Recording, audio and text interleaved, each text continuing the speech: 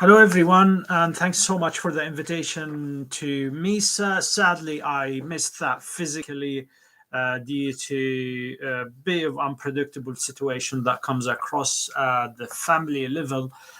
So it's my pleasure to be able to do this presentation virtually. And I thank so much Dr. Aid Muhammad for the invitation to be part of the presentation. I'll try to be as brief as possible. I know that life is can be boring, and especially if it's a bit long distance virtual communication coming as such. So I'll give a bit of time for the discussion and engagement that can come across during the question and answer part of the discussion today. So, my hypothetical argument is search for the 1973 war as an instrument to normalize and legitimate and justify the practices of authoritarianism in Egypt. So I make the connection between a war that happened literally more than 40, 50 years now, and the what's really happening in the present or across that time of the 5 decades that passed in the wars happening. So the argument that I make is two folded. The first part of the argument is that the Egyptian state narrative constructed the 1973 war in a certain manner. And that certain way or manner of looking at the war helped in the justification process that can come across. So the first element is the construction of the war, 1973 war, as a massive, unquestionable victory. And how this is being done, how did I trace that, is via the Al Ahram newspaper, which is the mouthpiece of the state, or so taken. So I trace the narrative that is constructed from day one, October 6th, until the 2011, as a kind of a just a turning point, with having two presidents, Sadat and Mubarak, in power. So there are certain ways of finding what was the construction as a massive, unquestionable victory. It's you, first of all, there's a bit of a problem that can come across. What is victory? It's hard to define victory, and there are different definitions, theories of victory. What I adopt is the classical Clausewitz's definition of victory as tripartite. The first part of the victory is the enemy's greater loss of material strength. So the material loss comes as the number one indication of victory. And the second element is the loss of morale. And the third one is the open admission of the above by giving up the enemy's intentions to fight or engage any sort of belligerent action. So, based on this understanding, victory is conceptually constructed by Clausewitz in not necessarily a realist perspective, but a constructivist perspective as well.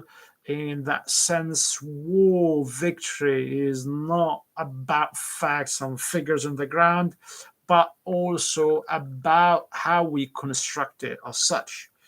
So, is the case, let's look at the first indication, which is material gains, and the way that the Egyptian state narrative showed the material victory in the war is by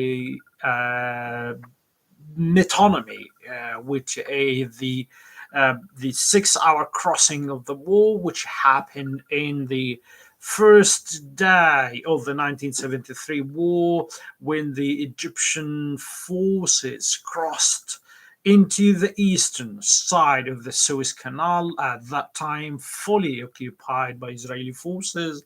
And these 6 hours of the crossing actually comes at the unquestionable evidence of victory, much in this instance to overshadow any disappointing or shaky performance by the Egyptian army in a war that literally continued for 3 weeks.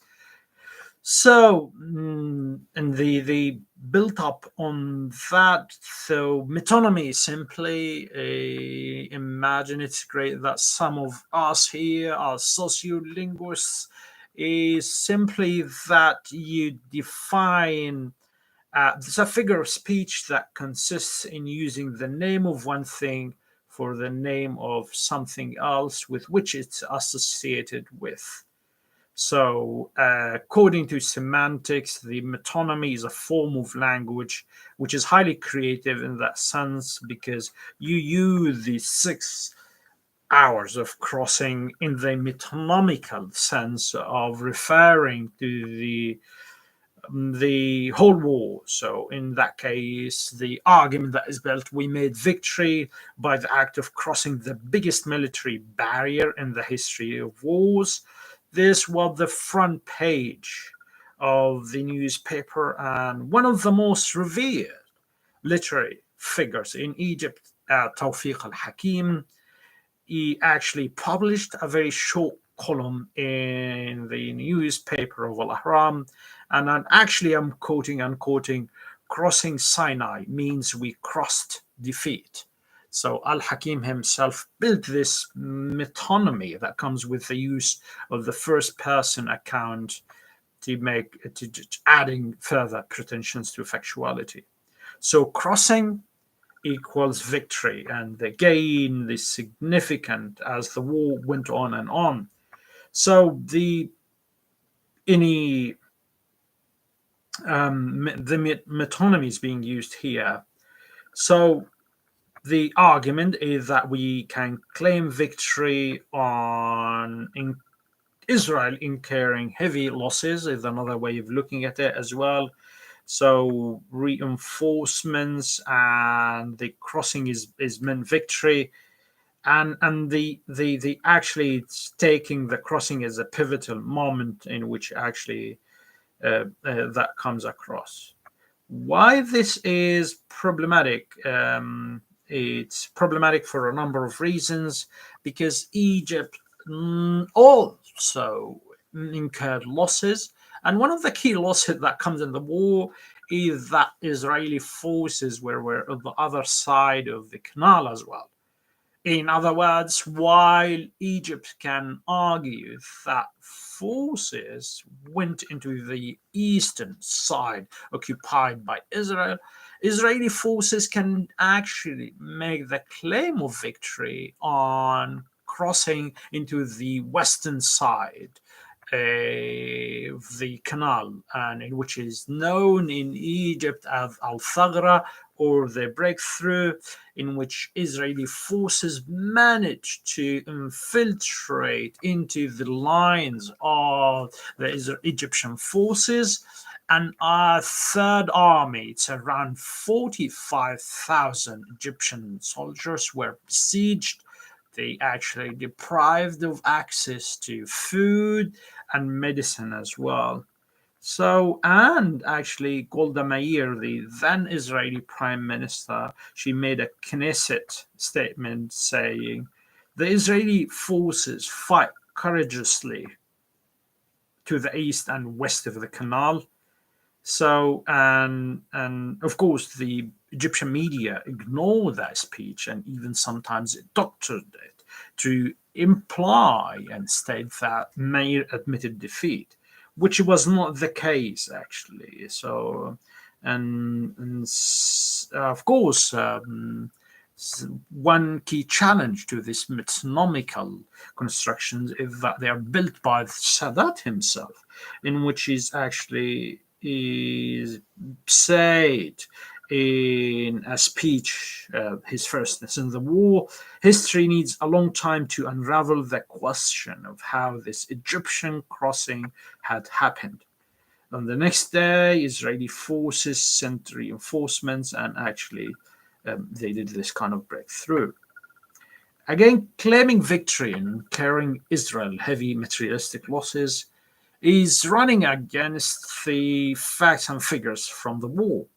Saad al-Din al-Shazli, the chief of staff at that time, is actually made the argument in his memoir, which were banned in Egypt for a long time, that Egyptian army and losses are around 500 tanks from the 6th October until the 14th of October against Israeli losses of 660 tanks.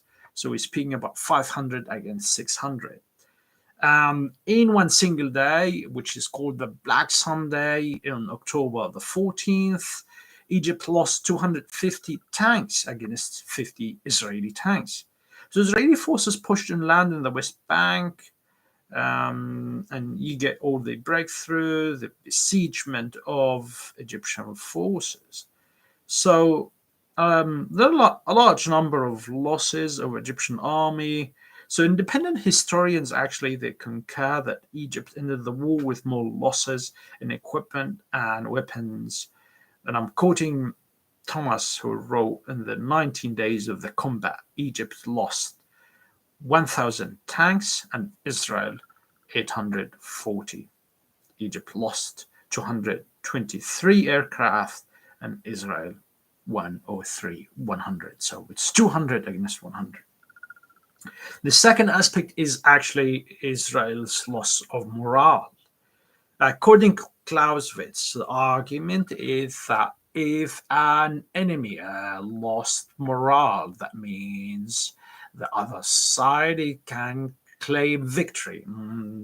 The enemy's loss of morale, Clausewitz, there's no accurate measure of the morale, of course. We can actually measure it about the abandonment of fighting, or so you give up fighting and you lose morale as such. Oh, I'm giving up in another way. So in that case, actually, Al-Ahram was at pains to build this loss of morale in the two features. They falsify the argument that is actually its abandonment of fight, which is actually acknowledging that we conceding that you're actually giving up. The surrender is a key element.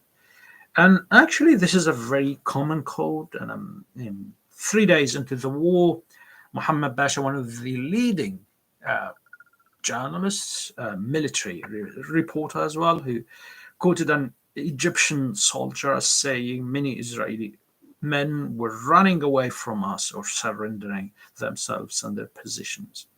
The report made no mention of facts or figures, but the key element of the Israeli forces surrendering to the war is very common. There is a pattern, actually, of Israeli soldiers increasingly admitting surrender. On the following page, there's another picture of Israeli commander handing the white flag to an Egyptian officer as symbol of this surrender in one way or another. So the loss of morale is coming across, the number of casualties, another aspect.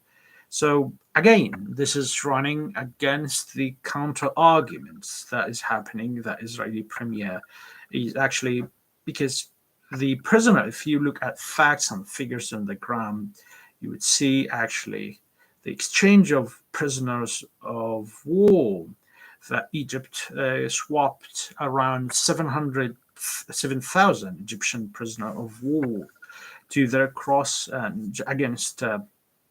against 46 Israeli prisoners of war. That is another way of actually looking at facts. And Egypt lost 18,000 against around 3,000 Israeli soldiers killed in the war. There's a bit of independent facts and figures that indicate how that is one way of looking at it. Even Egypt is the one who asked for a ceasefire. And I am quoting here Hafiz Ismail, the defense minister of Egypt, saying to a special cabinet committee that the situation is deteriorating and Israel continues to break the ceasefire, expressing fear that Cairo itself can be threatened as the Israeli army is advancing. So the ceasefire was not necessarily an Israeli request, it was as an Egyptian request, one way of looking at it. So and the as actually May said, in the 23rd of October, its aggressors who were thrown back, if the rulers of Egypt propose to renew the war, they shall find Israel prepared, armed, and steadfast in spirit. So, and again, so the key question right now in the next couple of minutes, how this construction of the war is serving the politics of legitimating people of power. And the first aspect is actually is uh, personalization or personification of the war, in which Sadat and Mubarak claimed that we are the war personified. So in the present, we brought victory to Egypt. So the key common theme or a title for Mubarak and Sadat, the Batal al-Harb wa Salam, the hero of war, hero of peace. So it's a sort of prestige that is coming from winning a war. And actually, if you go back to the narrative of Mubarak himself, he's blaming protesters in 2011. I fought for you, I sacrificed my life to this country in war and peace, so I deserve much better. So another element of authoritarianism that comes is about actually excluding in other narrative. The narrative makes the argument that Egypt lost the war. In that narrative is excluded, hidden, falsified. So you cannot argue otherwise as well, and so lessons are not taken. A lot of people actually were get surprised when the Rafah crossing, the Sinai position, how the Egyptians are not opening the crossing or not full control of the Sinai. Again, we can contextualize that against the agreements that based on a war that was not completely as envisaged or described or happen in the way that is in the state narrative. So the second element is actually the press-state relations. Think of the press in Egypt as a mobilization model, or authoritarian model, if you quote the classical models that you have. That means actually mobilize the media, the considerable guidance and goals, no criticism coming across. So, and a positive image for the army as well. So the army is coming in a very positive manner, and I'm more than happy to speak about that if you have any questions about these elements coming across. Looking forward to your questions.